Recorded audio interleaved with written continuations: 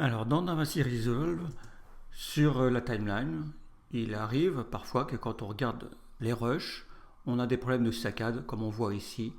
Il y a un petit arrêt, petite saccade. Bon, je vais vous expliquer comment régler ce problème. Alors, la première chose à faire est d'aller dans les médias et de vérifier que le nombre d'images par seconde est le même pour l'ensemble des plans. Là, on voit par exemple que ici, j'ai une vidéo qui n'a pas le même nombre d'images. Je peux le modifier en allant dans Attributs du plan et en changeant ici en 25 et je fais OK. Et là, j'ai bien 25 images. Ensuite, je dois aller vérifier quelle est la fréquence dans ma timeline. Et on voit ici que la fréquence de la timeline est de 24 images par seconde.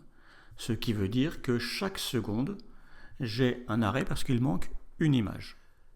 Quand je crée une nouvelle timeline, je peux sélectionner mon plan vidéo, faire un clic droit et créer une timeline avec le plan sélectionné.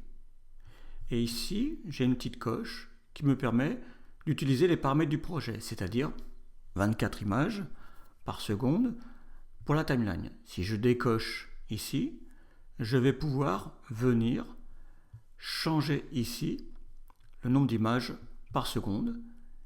Je vais créer ma timeline, je vais l'ouvrir. Et si je regarde maintenant ma vidéo, je vois que mon image est très fluide et que je n'ai plus cette petite saccade qui apparaît.